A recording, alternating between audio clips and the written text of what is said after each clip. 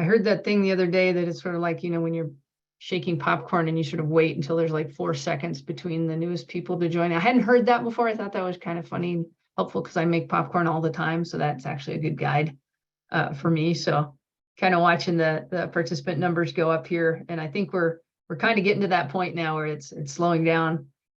So maybe we can begin to jump in because we do have just a short time here. So Shalise, I'll kick it over to you if you're ready to introduce us, and you can explain the black box. Yeah, good morning, everyone. Thanks for joining. My name is Shalise, and I'm the coordinator for the Western Landowners, and it's exciting to have you all here today. I apologize. The moment we joined with the panelists today, my face went black. So as I troubleshoot that in the background, I think we should go ahead and get started. So we're here to talk about the Grassland Conservation Reserve Program and the WY-USDA Big Game Partnership. I'm going to pass it off to Leslie to sort of talk about the importance of economic support for maintaining the quality habitat and a bit more about the Western Landowners Alliance. Thank you, Shalise, and good morning, everybody. Thank you so much for taking the time out to join us for this. I hope this webinar will prove helpful, informational for everybody participating. A very brief introduction of the Western Landowners Alliance. I'm Leslie Allison. I'm the executive director. I'm actually based in Santa Fe, but Western Landowners Alliance is a West-wide organization. We have staff in a number of states, including Wyoming. And we're a landowner-led organization, and we're dedicated to sustaining working lands, connected landscapes, and native species. And our membership comes from every kind of different background you could imagine. We have public land ranchers and conservation folks and forestry folks and guest ranchers and all those different things. But the common ground that we all find is recognizing the critical importance of keeping our working lands whole and healthy. And this means really that they've got to be economically viable, and people need to be able to earn a livelihood. Working lands provide not only the food and fiber and energy on which people and human communities depend, they also provide the essential habitat for wildlife. And so the challenge is trying to figure out a way that working lands can support all of those different things and sustain livelihoods and make that bottom line work. And really the key determining factor is economics. So I wanted to just pause briefly and show you a little photograph that was actually sent to me last night from one of our member ranches. I'm going to try to share my screen here and just show you this picture. It kind of makes a point. If you all can see it, can you all see that elk herd? Yes, ma'am. So that's one of our member ranches in the greater Yellowstone ecosystem, and they enjoy the elk. They get kind of excited and send pictures, but at the same time, these elk are eating up their livelihood for the year. And this ranch has actually done the math. And between the forage loss from the number of elk that are on their ranch in different parts of the year like this, and the management costs that come with that, it's costing them around $50,000 a year just to take care of these wildlife on that ranch. And they've put in all kinds of wildlife friendly fencing, and they do public hunts. But this is kind of the thing that we're really looking at when we're talking about economics of big game migration. So I'll stop sharing that and just finish out by saying that the USDA Wyoming partnership and the habitat leasing pilot and the GRCP pilot here that we'll be talking about today really grew out of conversations with landowners and public agencies and local stakeholders. And the GRCP, Grasslands Conservation Reserve Program, is one of the tools in that partnership. It's, in our thinking, it's a kind of a habitat lease, which is something that landowners have asked about a lot. And it recognizes the contributions that these working lands, ranches, and farms are providing for wildlife and the costs to the ranches in doing so. And the Grassland CRP is a working lands program, which is designed to support continued livestock grazing in a manner that also accommodates the needs of wildlife. And so that's kind of just a very brief background to lead us into today's discussion. And with that, I will kick it back to Shalise. Thanks, Leslie. I'm going to take a moment now to introduce our panelists. We have some incredible experts here from both the Farm Service Agency and the Natural Resource Conservation Service, known as the NRCS, as well as the Game and Fish and the land manager. So we have first speaking today is going to be Ivy Reynolds. She's the FSA's National Grassland CRP manager. And we have Katrina Thompson, the NRCS's Natural Resource Conservation Service CRP program manager. And Bill Bunce, he's the executive director for the FSA here in Wyoming. I'm also excited that Jill Randall with the Game and Fish could join us, and she serves as the big game migration coordinator. Finally, we have Ben Anson, a land manager outside of Meeteetse, Wyoming, to share about his personal experience with Grassland CRP. So the outline for the webinar today is I'm going to go through a series of questions with the panelists in the order that I introduce them. At any point in time, if you have questions, please enter them into the Q&A function at the bottom of the screen there. At the end of the panel presentations, I'll filter those questions to the appropriate panelists. And if we don't get to your question, it's not because we don't want to answer it. Maybe someone later in the program is going to answer that, or I might need to take that offline at a later time. So I'm recording all of this and we'll get to your question no matter what, I promise. And I'll be sure to leave plenty of time at the end of the discussions for questions, because I think there's so many people joining and this stuff is pretty complicated. Mackenzie is going to troubleshoot any technical issues with us, although the technical issue I'm having right now, I'm not sure if it's going to be resolved. I apologize. But if you have any questions for her, please enter those in the chat. So with that, I'm going to now pass it to Ivy, the Grassland CRP program manager for the FSA. Ivy, can you take a moment to provide a high-level description of the program for our folks? Absolutely. Thanks so much, Shalise. First and foremost, it's important to remember that Grassland CRP is just one of many tools that producers can use to work towards voluntary producer-led conservation. Grassland CRP is furthermore part of a broader effort, which includes state, NRCS, government, NGOs, and landowner initiatives within their communities. Grassland CRP does have a specified annual sign-up period, which will be announced by the Secretary of Agriculture. Currently, the sign-up period for this year has not yet been announced. If there are folks interested in the program, they're more than welcome to begin conversations with county office staff on how the program works and begin any of the eligibility paperwork that might be needed in advance of sign-up. Once that sign-up period has been announced, producers will have until the last day of the sign-up period to submit an offer to the county office. The process is fairly simple. We'll announce that sign-up period, producers will come in, submit an offer, and then we'll announce the results of ranking, and we'll notify producers if their offer has been accepted or rejected. At that point, the producer will work with NRCS to create a conservation plan that works for their ranch specifically.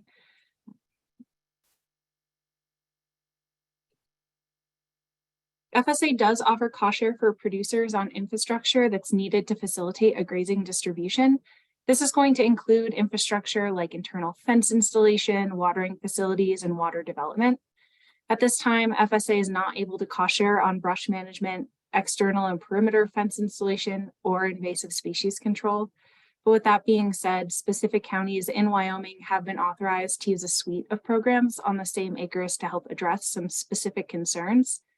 This authorization allows producers to choose which program they'd like to pursue funding through, and they can choose between NRCS's EQIP program or FSA's Grassland CRP.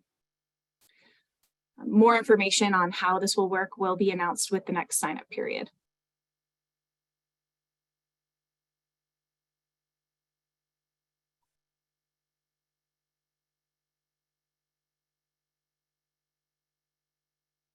Thanks, Ivy. Can you touch a bit on tribal lands and sort of the help some of our partners and the public understand how to navigate the process if there are folks within reservations that would like to apply for a Grassland CRP contract? Absolutely. So landowners, farmers, and ranchers who are interested in submitting an offer will have to have owned or operated that land for 12 months before the close of the sign-up period.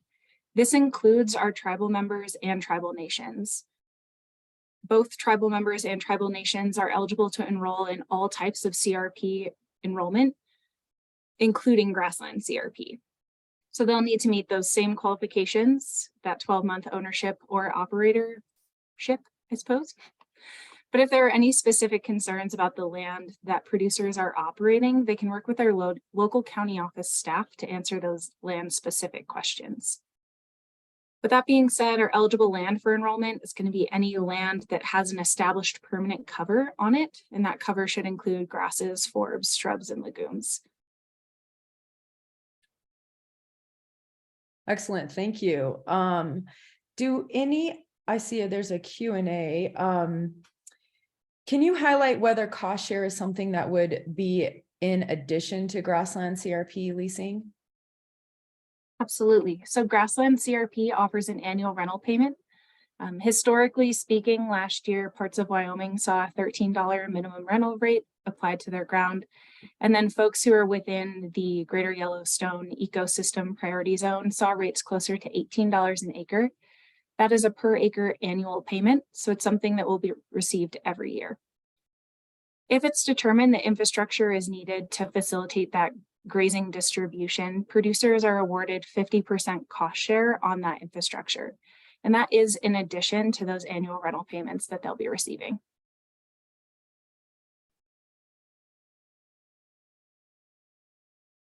Excellent, thanks. I'd like to move now to Katrina to talk a little bit more about the role the NRCS plays in a Grassland CRP contract and management plan. Katrina, can you explain to listeners what is expected from a management plan and how the NRCS develops that with the landowner?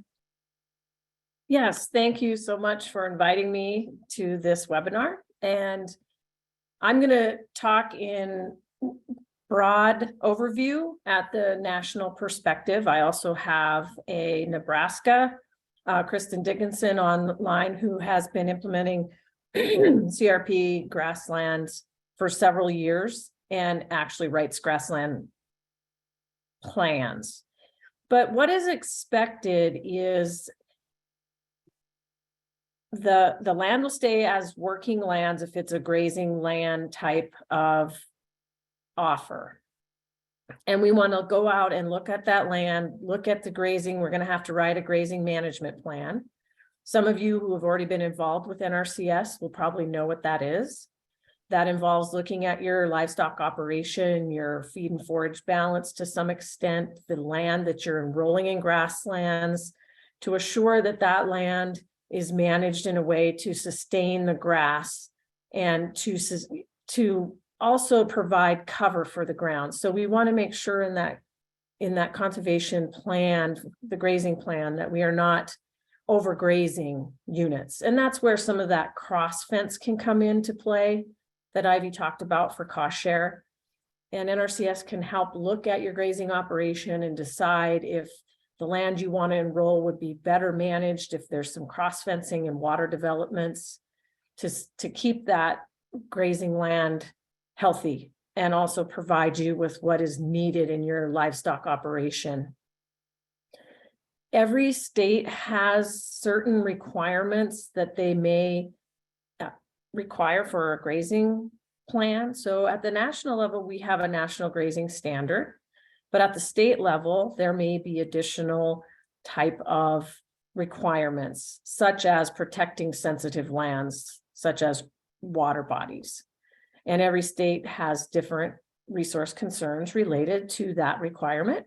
And so it's really good for a producer to understand when they go to apply for Grassland CRP, what might be required in a conservation grazing plan. We are trying to communicate those requirements at the state level when folks come in to apply for grasslands. And it's important that also the producers understand what they are enrolling. You know, is it an introduced grass pasture, rangeland? Well, rangeland should be native. But if you know your species when you come to enroll in grasslands, it'll better help you go through the offer process and help you develop a good grazing plan after your offer is accepted.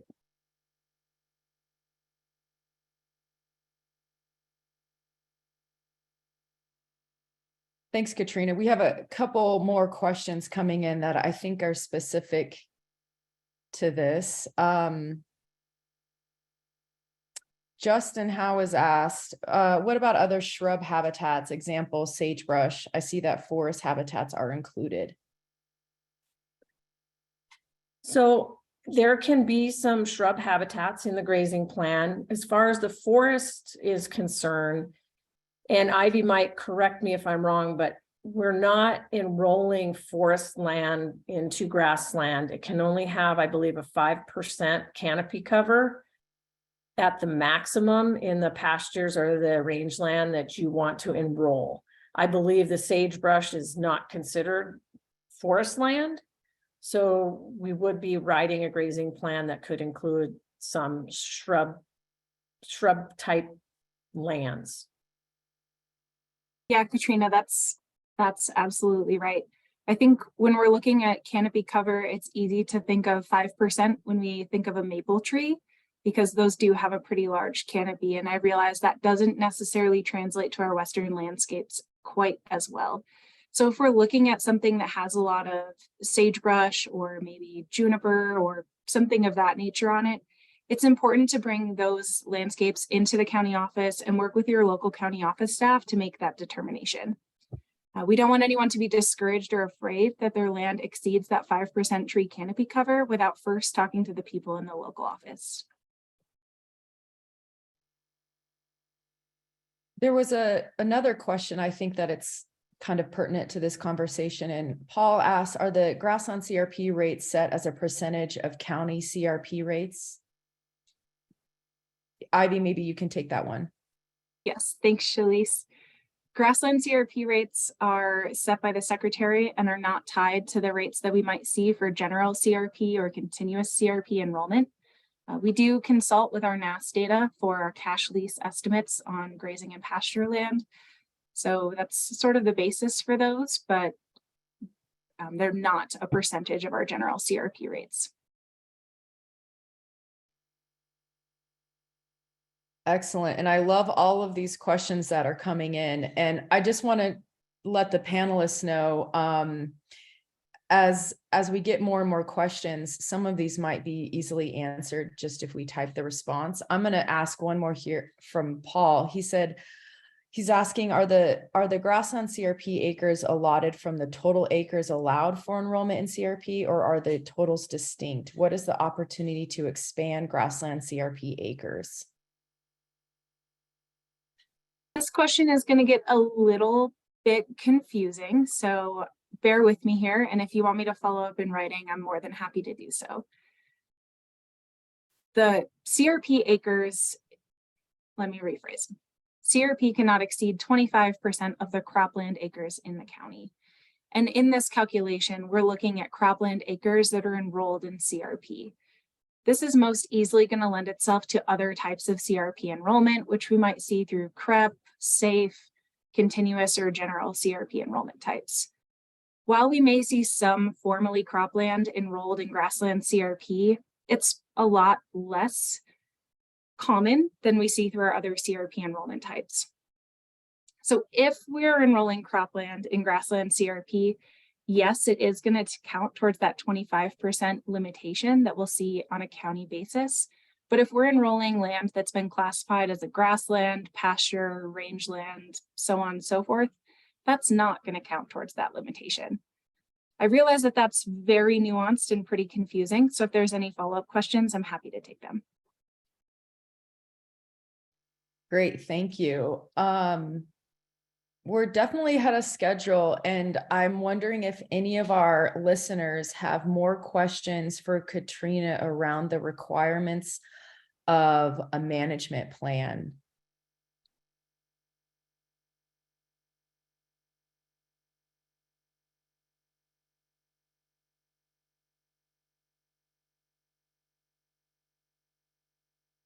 Okay. I have another question from Jeff here.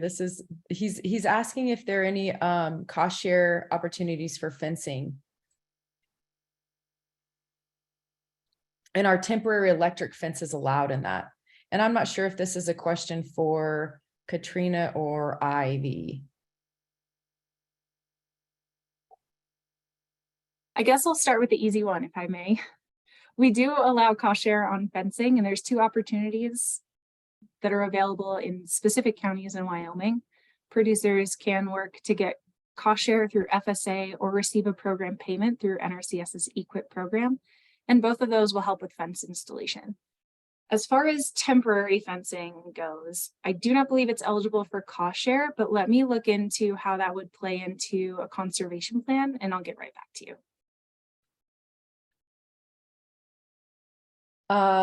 Justin Howe was also asking the length of a management plan. I'm assuming it's for the length of the contract, which is 10 or 15 years. Is that correct, Ivy? For Grassland CRP, that is correct.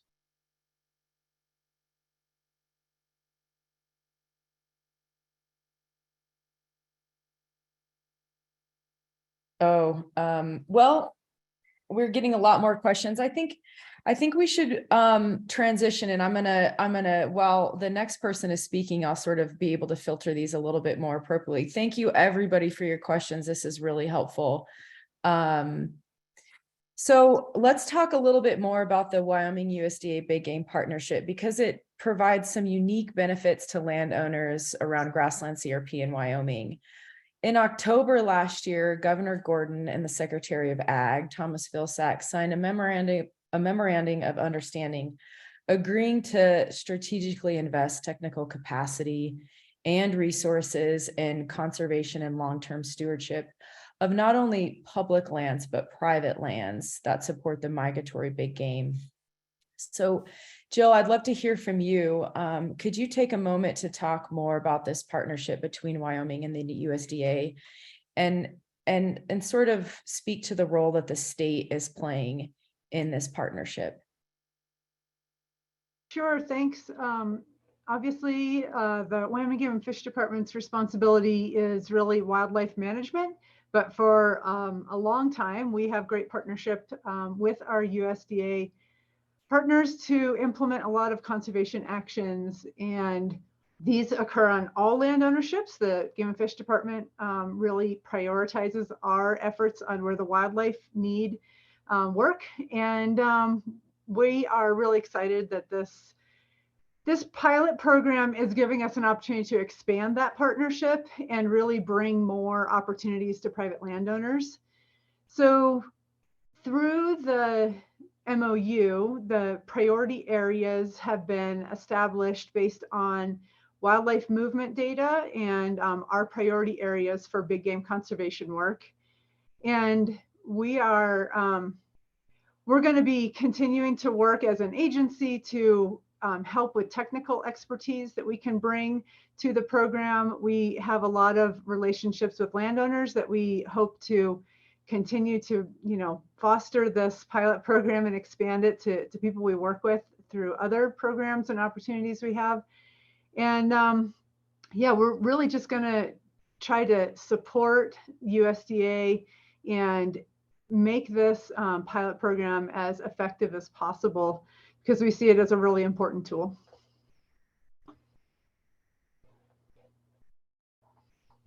Thanks, Jill. Do any of our panelists have more questions about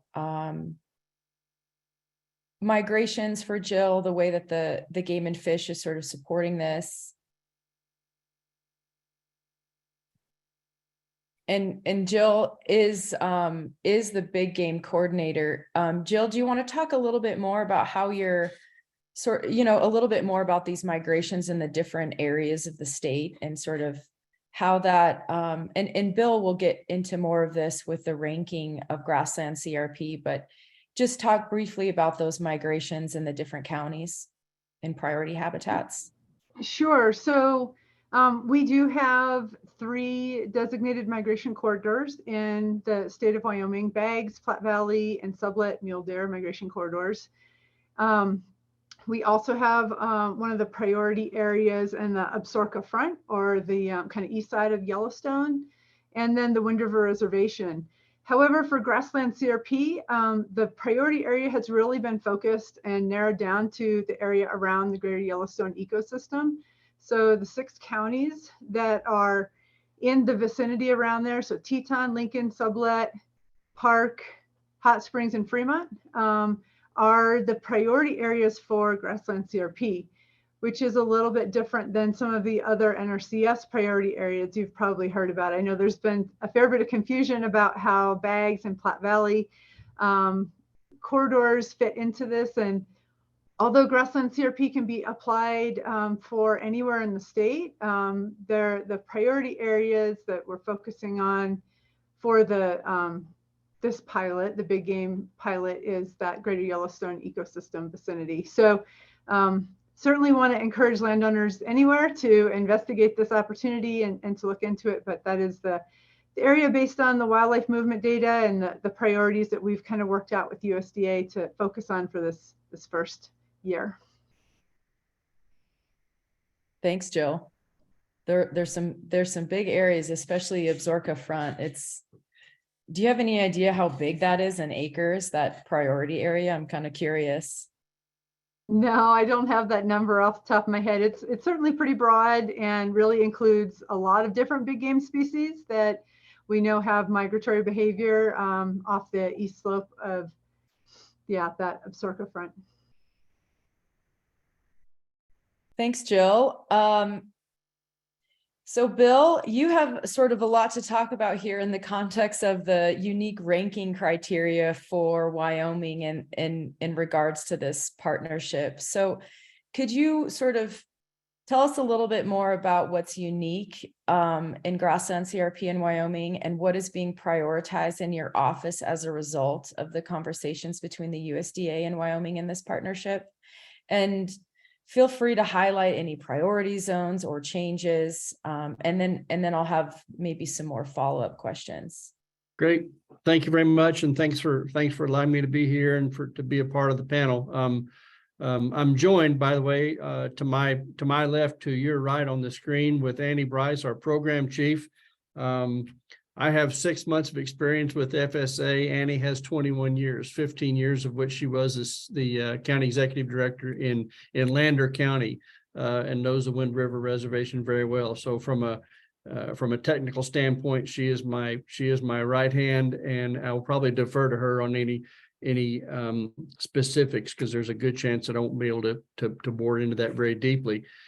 But what's unique about Grassland CRP in Wyoming, to lay the foundation, is it mirrors why Wyoming is a unique place in and of itself, in that we are the least populated state in the union with 578,000 people, and we're the 8th largest in size. Our staff is scattered throughout 17 offices, where they administer federal funding, not only for disaster programs, CRP programs, but also farm ownership loans as well. So they're very, very much a part of the community, and it lends to, like referenced earlier, a personal aspect of being able to sit down at someone's coffee table or in our office and work out those production plans, work out that farm management plan, whatever it is, along with our NRCS colleagues, and then turn right around and go to a Little League baseball game with the same people. So it's very, very personal. And then I think the thing to keep in mind too is that these programs are designed to not change with administrations. And this particular administration is very sensitive to the fact that it is counterproductive to conservation efforts across the board in the United States to have big swings in program change just because of who is sitting in the White House or who isn't. And so we want to certainly take a hard look at any program that we develop that precludes the ability for this to go on outside of administration changes. Wyoming's greatest resource is our land. And these programs, especially the wildlife habitat program, is a national priority as well as a state priority. And I find myself using this example probably way too much. And for those who've heard it before, I apologize. But when I got out of college in the 70s, there was a vast amount of open space and conservation land from Cheyenne, Wyoming down to Pueblo, Colorado. And now, just a short 50 years later, that's almost a solid metropolis. And while that may be good from an economic development standpoint, it's really bad from a conservation standpoint. And what we want to do with you all as partners is to ensure that 100 years from now, we don't have an identical corridor that runs from the southern end of the Yellowstone ecosystem all the way down into northwestern Colorado and northeastern Utah. Because if we don't do something, that's exactly what it will look at, and it might not take 100 years, because it certainly has happened in Colorado on the Front Range in less than 50. So I think the uniqueness, if you will, allow me to generalize, is that now there's a concerted effort to avoid that situation and to preserve that conservation land. Now, nationwide, and this is a bit technical and almost out of my expertise, but CRP is limited number of acres. And so it's a nationally competitive program. And even though it may be a very, very good idea to enroll as many acres as possible, some of them won't be. And we have to prioritize those. So again, what makes this program unique is very similar to what makes Wyoming unique in general.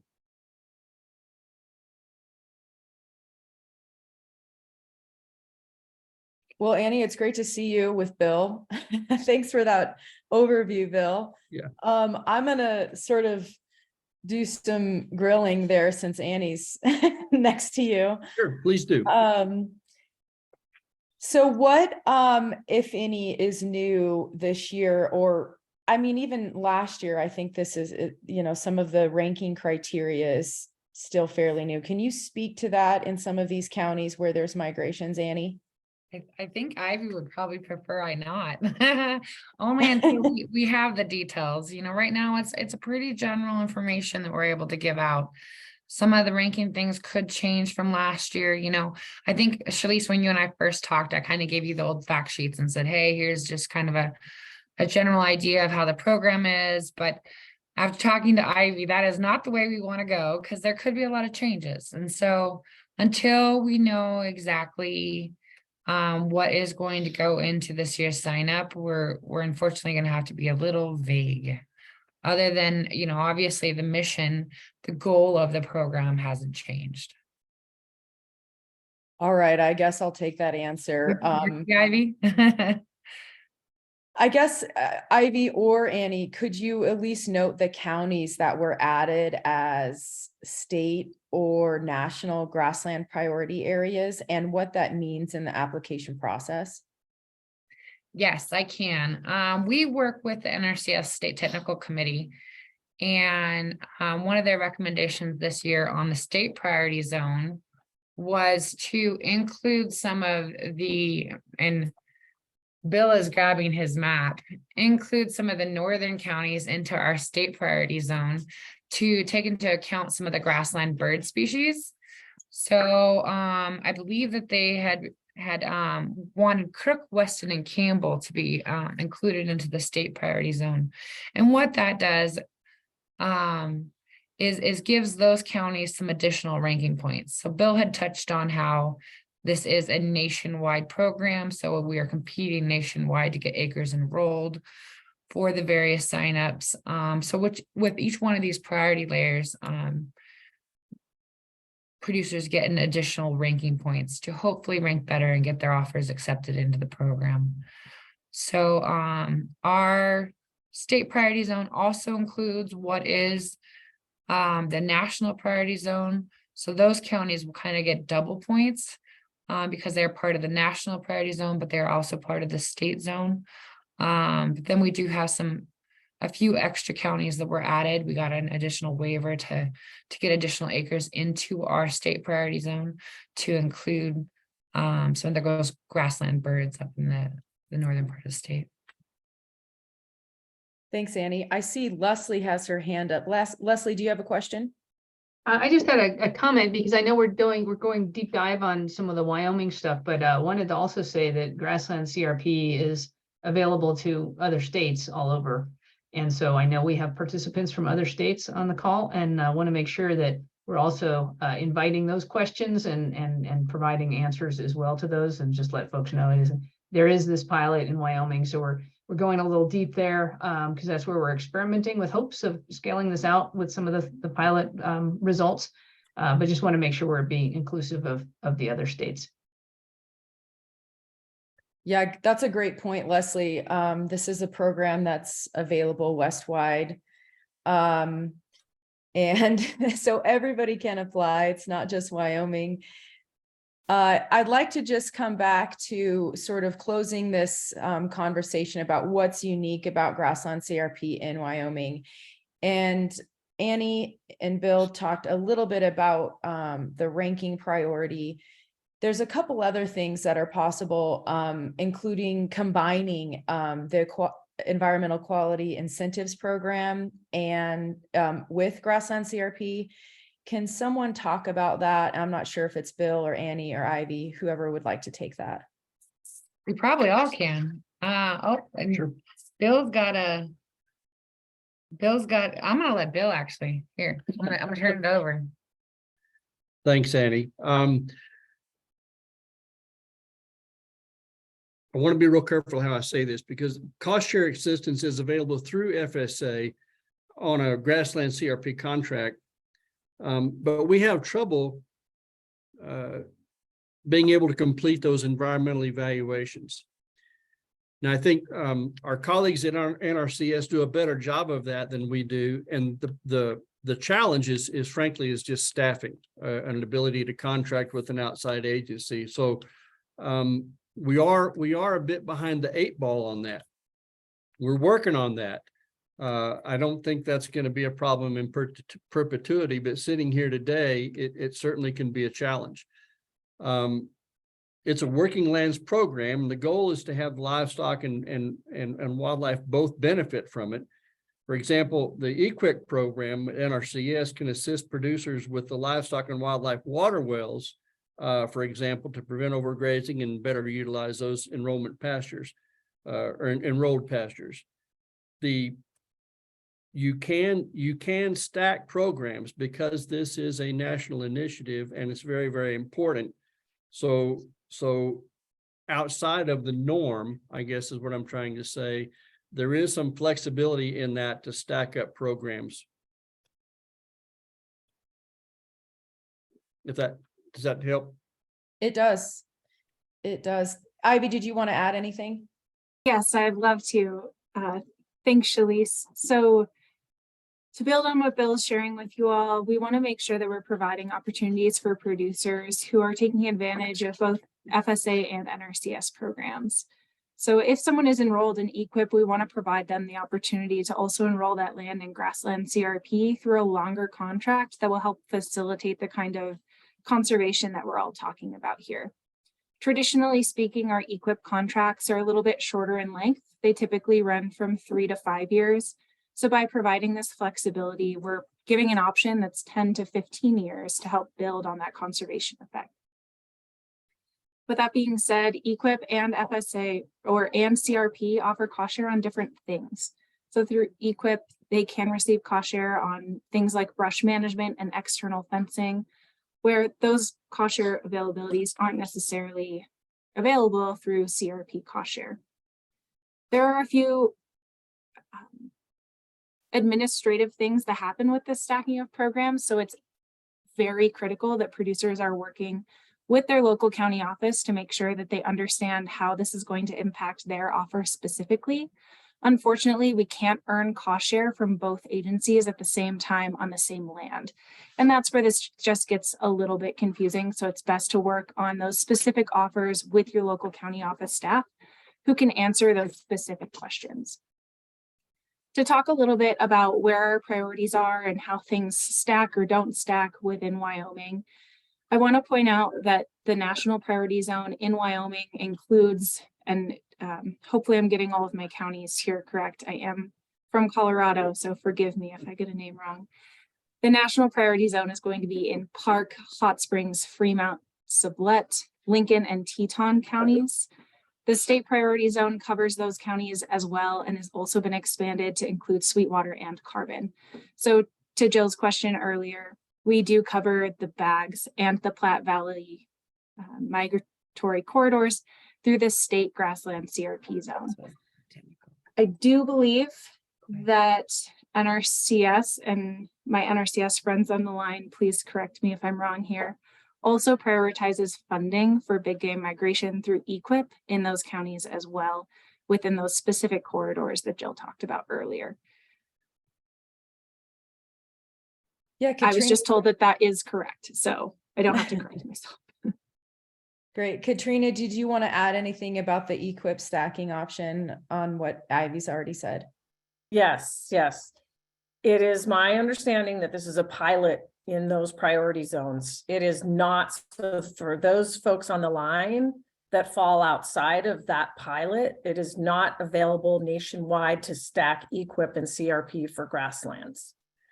We are looking into that at the national level, but just to be real clear, it's only in those pilot counties where we are looking to pilot how this is going to work.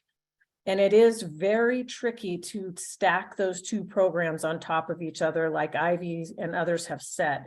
So it is super important to work at the local level in the pilot area if that's something that you're interested in doing, looking at EQIP to put in the practices and enrolling in grasslands for a 15-year annual payment. Thanks. And I have a couple questions now that applies to Grassland CRP nationwide. Ivy or Bill or Annie could probably take this. What are the maximum payments? And could you touch on how to submit a competitive offer? I can absolutely handle that one. Your maximum payment rate is going to be dependent on which county you're located in. So I have some friends that are in Prowers County, Colorado. And if we look at previous years' sign up data, the maximum that my friends in Prowers County could offer was $18 an acre because they're also within a national priority zone. However, when we move to other states like Oregon, that maximum rental rate is going to be closer to $100 an acre. This is all based on NAS data for cash leases within that county.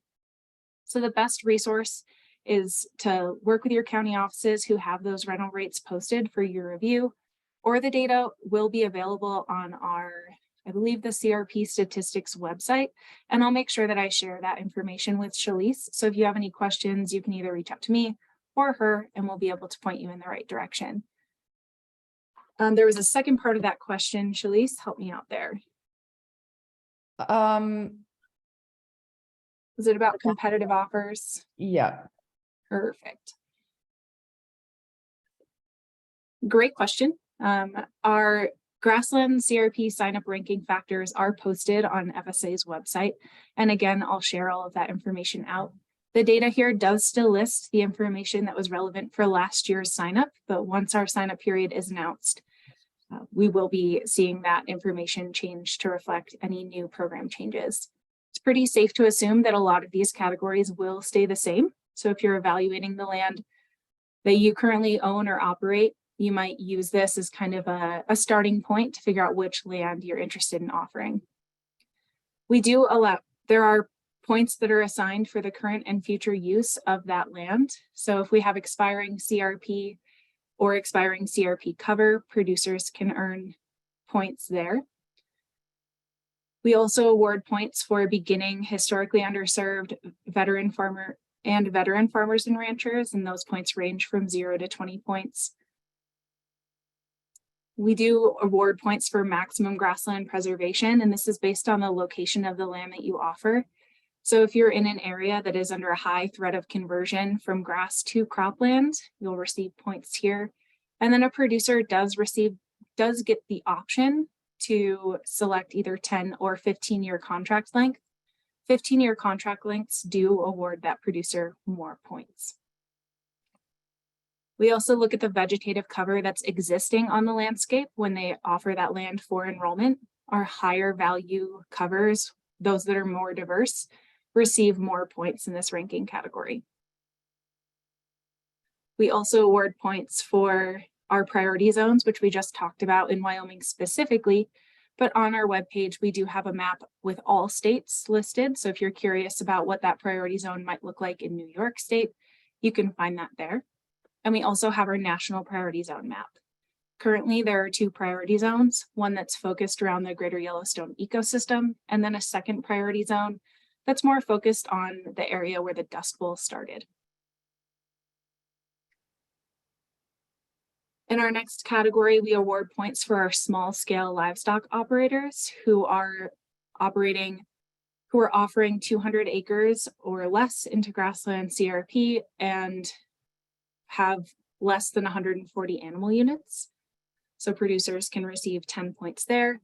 And then finally, we have our offer less than maximum payment, and this can award a producer points for the amount they're willing to accept on their Grassland CRP. So for example, in this category, if your maximum payment rate is $20 an acre, you can offer $15 an acre and earn points for those $5 that you would sacrifice in this category.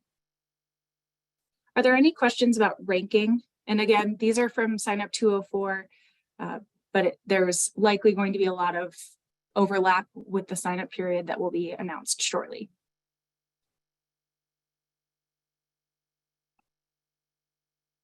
There are some questions in regards to if land enrolled under CSP is available to also be enrolled in Grassland CRP. Is we have not addressed that at the national level to explore how CSP and CRP could work together, because CSP is the Conservation Stewardship Program, which is enrolling large units of land and putting enhancements over and above regular NRCS practices. And that is something that I'm sure we are going to get more questions about and we'll start addressing at the national level. But as of now, we're only exploring the EQIP CRP overlap in the pilot area.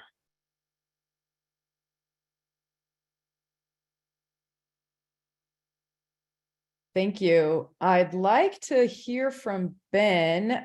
He is a landowner familiar with Grassland CRP in Wyoming.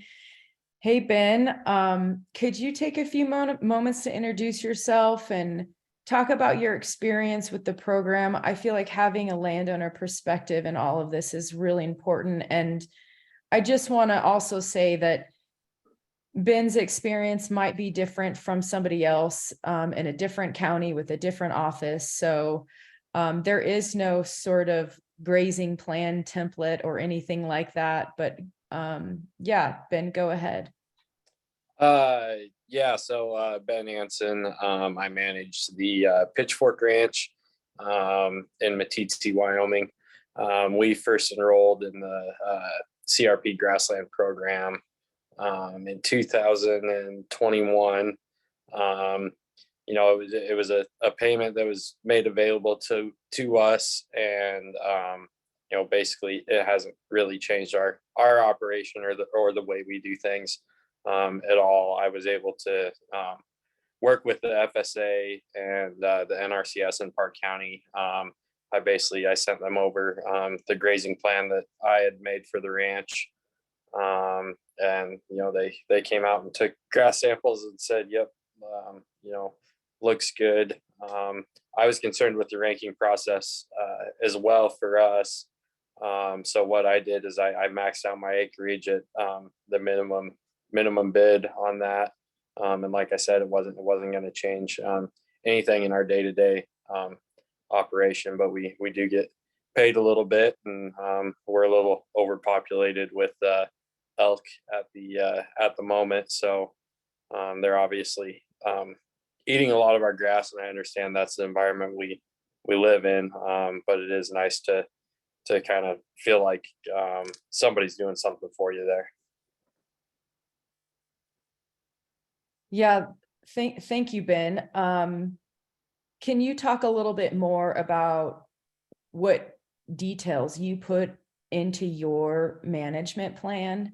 I know that maybe not all landowners have it written out, and it might help them sort of think preemptively before they sort of tackle this with the NRCS, to think about what they need to be writing down or having categorized.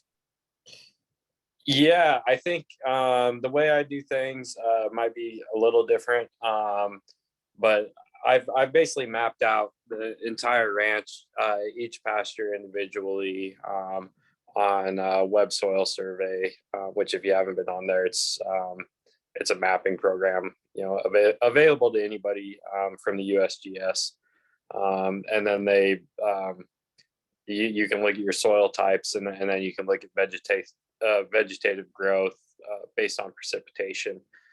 So I stocked the ranch based off unfavorable precipitation, and I've always kind of adhered to the take half, leave half. We're seeing all sorts of different grazing systems implemented, and I think that's great. But I just look at certain head days, take half, leave half in every pasture.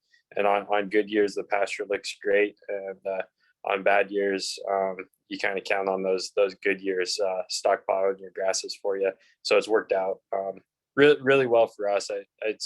I end up with everything in an Excel spreadsheet based off those unfavorable forage years.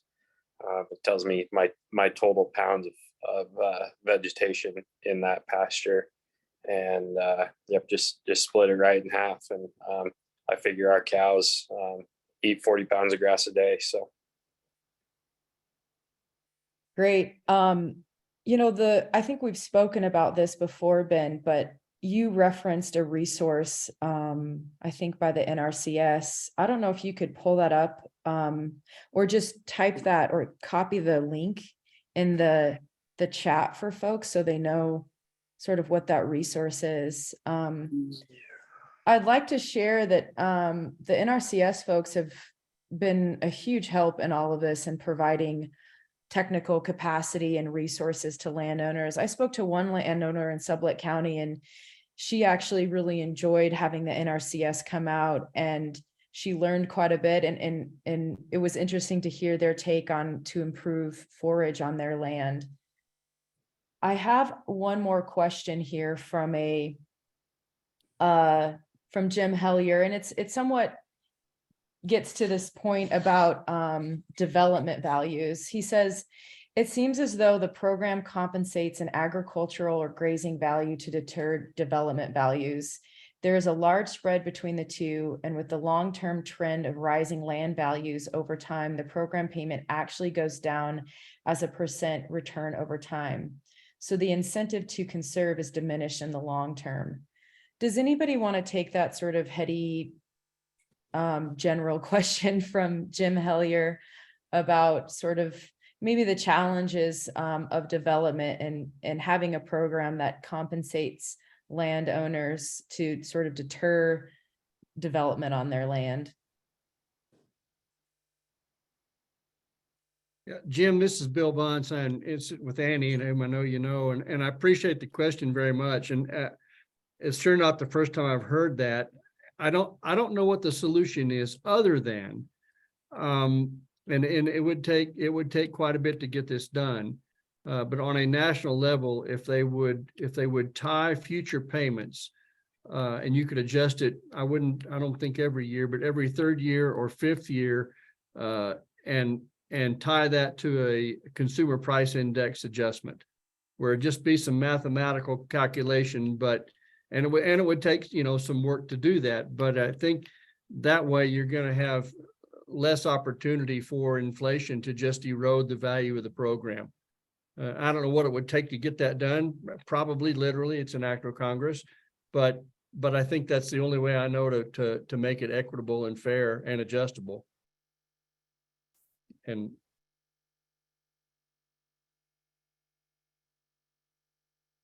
Thanks, Bill. Leslie, you have your hand up. Yeah, I mean, I think it's a great question. I think the dilemma is always sort of balancing out sort of what's the right term of different kinds of programs.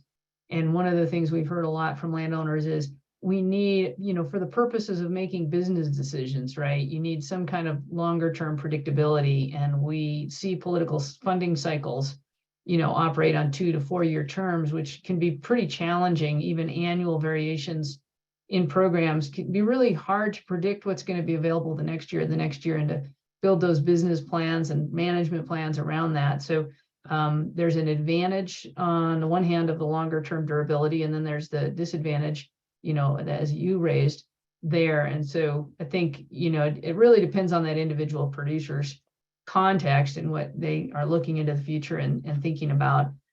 There are, as folks mentioned, other tools out there. There are shorter term contracts under different programs that people can also be looking at. So I would just, call that out. But, we don't know how long will this program be in place? What will those payments be in the future? We actually saw a decrease in minimum payment rates from the year 1 to year 2 here recently. So anyway, just wanted to add that in as another perspective. Thanks, Leslie. And I'm going to try something unique here. We have one of our listeners, Rick Danver, and he has a question he'd like to ask. Go ahead, Rick. Actually, I didn't. I put my hand up, I guess, accidentally. Sorry. Okay, well, never mind. Well, it's 12 o'clock, and I definitely want to honor the time of our panelists and everybody here. I have made sure that I've copied all of the questions and comments in the Q&A to either direct those to our panelists in email or later on.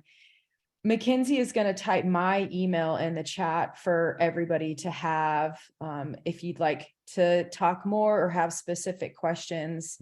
And I just want to take this time to thank everybody for joining. This is really complicated stuff, and we're all sort of navigating this, and there's a lot of moving pieces and different agencies involved. I also want to thank our panelists for coming today and sharing their time and thoughts with us. And also on this call, there's a number of our partners, landowners, and including local FSA and NRCS staff. So thank you guys for what you do in our communities at the local level in regards to implementing these programs.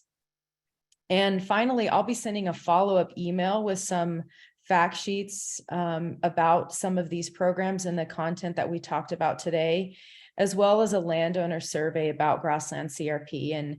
And maybe we can sort of ask you questions and how we can make it better, what you think about the program.